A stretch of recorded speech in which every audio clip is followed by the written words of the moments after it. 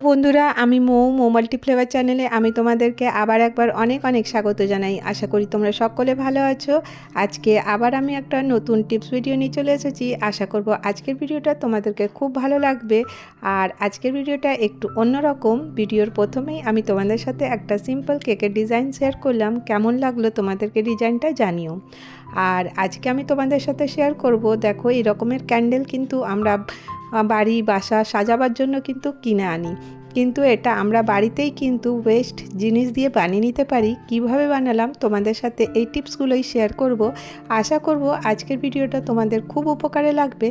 আর যদি তোমাদেরকে আমার ভিডিওটা ভালো লাগে তো প্লিজ একটা করে লাইক করে দিও। ভিডিও দেখতে দেখতে যদি তোমাদের কোনো একটু অংশ ভালো লেগে থাকে, তোমরা যদি নতুন বন্ধু হতে চাও তো আমার চ্যানেলটাকে সাবস্ক্রাইব করে আমার পাশে থেকে যাও।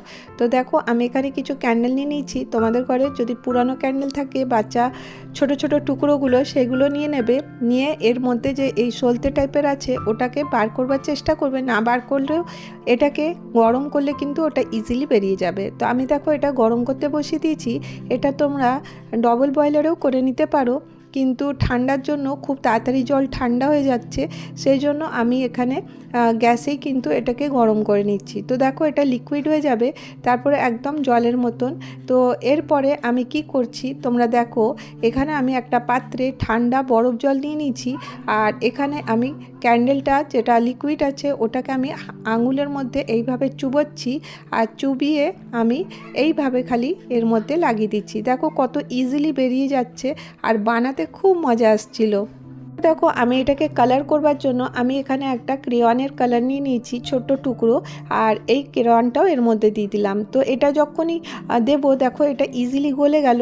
তো এরপরে আমি এটা কালারফুল ফ্লাওয়ার বানাবো, সেই জন্য বরফ জলে আবার হাতটা চুবিয়ে নিলাম আঙুলগুলো, আর দিয়ে 3টে আঙুল এই ক্যান্ডেলের ওয়্যাক্সের মধ্যে দিচ্ছি। কিন্তু একটুও গরম লাগবে না, তোমরা করে দেখতে পারো, কিচ্ছু অসুবিধা হবে না। আর সুন্দর ফুল একদম হয়ে যাবে। তোমরা বিশ্বাস করো এই ফুলগুলো দেখতে দারুণ লাগে। শুধুমাত্র ফেলে দেওয়া জিনিস দিয়ে কিন্তু আমরা অনেক কিছু তৈরি করে নিতে পারি। আমার কাছে এটা ফ্লাওয়ারের একটা বাঞ্চ ছিল, ওটা দিয়ে করছি। তোমরা চাইলে এই গাছের যে শুকনো ডাল আছে সেটা দিয়েও কিন্তু করে নিতে পারো।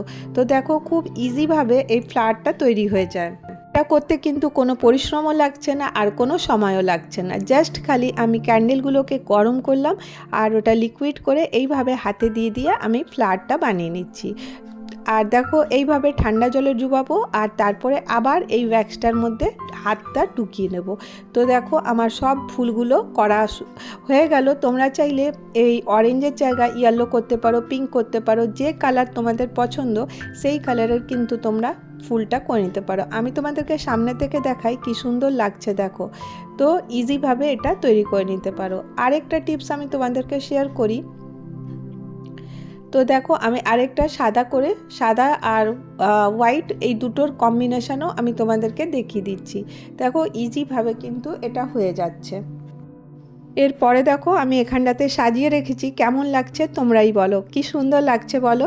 এই দেখো এইভাবে কিন্তু আমরা আমাদের ছোট্ট ছোট্ট জিনিস দিয়ে কিন্তু আমরা আমাদের বাসাকে বাড়িকে কিন্তু খুব সুন্দর করে সাজিয়ে রাখতে পারি। তো দেখো এই রকমের একটা ক্যান্ডেল তোমাদের সাথে শেয়ার করলাম। নেক্সট এই যে রোজের মতন ক্যান্ডেলগুলো হয় ওটার জন্য দেখো আমি একটা চামচ নিয়েছি, আর একটা কোনো পাথর বা কোনো জিনিস নিয়ে নেবে, কাঠের জিনিস, ওখানে এইভাবে স্প্রেড করতে থাকবে। খুব তাড়াতাড়ি এটা হয়ে যায়। তারপরে যখনই একটু ঠান্ডা হবে তখনই একটা ছুরি দিয়ে এইভাবে টেনে নেবে। আমি প্রথমেই এর মধ্যে সলতাটা দিয়ে দিলাম, তাহলে পরে কী হবে, এটা ভেতরে থেকে যাবে, তখন যখন আমি ক্যান্ডেলটা জ্বালাবো তখন কিন্তু ইজিলি চলে যাবে। তো বাস এইভাবে আমি করে নিচ্ছি। এরপরে আবার দেব, কারণ আমি একসাথে করছি না, খুব তাড়াতাড়ি ঠান্ডা হয়ে যাবে, তো তখন কিন্তু আর উঠবে না, ভেঙে যাবে। আর একটু নরম থাকতে থাকতেই কিন্তু এটা এইভাবে উঠিয়ে নিতে হবে। দেখো কি সুন্দরভাবে উঠে যাচ্ছে।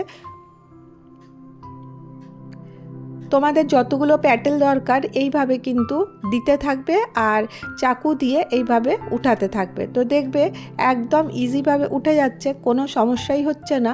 আর একদম পাতলা পাতলা দেখো কি সুন্দর ফুলের পাপড়ির মতন হয়ে গেছে। এইভাবে দেখো সব প্যাটেলগুলো আমি লাগিয়ে নিচ্ছি। যতটা বড় করতে চাও তোমরা সেই হিসাবে কিন্তু রোজটা ওইভাবে বড় করে নিতে পারো। এরপর আমি তোমাদেরকে দেখাচ্ছি রেড কালারও ওই রকমেরই ওয়্যাক্স দিয়ে দিয়েছিলাম, তারপরে রেড কালারেরটাও এইভাবে করে নিচ্ছি। আলাদা আলাদা কালারের করলে কিন্তু দেখতে বেশ ভালোই লাগে, সেই জন্য আমি দুটো ডিফারেন্ট কালারের বানালাম আর বললাম তোমাদেরকেও দেখিয়ে দিই। তো দেখো এইভাবেই যখনই এটা হালকা ঠান্ডা হবে তখনই কিন্তু উঠিয়ে নিতে হবে, আর একসাথে 3-4টে প্যাটেল করলে কিন্তু হবে না, ভেঙে যাবে। এরপর আমি একটা কাচের এরকম বটল নিয়ে নিয়েছি আর দিয়ে তারপরে এই রোজগুলো এর মধ্যে সাজিয়ে রাখছি। দেখো কি সুন্দর লাগছে। আর তারপরে যে ওয়্যাক্সটা আমার বেঁচে গেছিলো ওটাও কিন্তু কাজে লাগাবো। এই রকমের একটা প্রদীপ নিয়ে নিয়েছি, এর মধ্যে ঢেলে দিলাম। এরপরে একটা যে সুতো আছে ওটা এইভাবে দিয়ে রেখে দিলাম। তো দেখো এটা জমে যাওয়ার পরে কি সুন্দর লাগছে। যখন আমার ইচ্ছা হবে তখন এর মধ্যে কিছু এসেন্সিয়াল অয়েল দিয়ে কিন্তু আমি এটা জ্বালিয়ে নিতে পারি। আর প্রদীপটা অনেকক্ষণ জ্বলার জন্য তোমরা কি করবে, এখানে একটু নেল পলিশ লাগিয়ে নেবে। এই টিপসটা ফলো করলে দেখবে যে প্রদীপটা কিন্তু অনেকক্ষণ ধরে চলবে। আজকে তোমাদের সাথে আমি এই কটা টিপস আর এই জিনিসটা যেগুলো বানালাম ওগুলো শেয়ার করলাম। যদি তোমাদেরকে আমার ভিডিওটা ভালো লাগে তো আমার পাশে থেকে যাও। আবার দেখা হবে নেক্সট ভিডিওতে। ভালো থেকো, সুস্থ থেকো।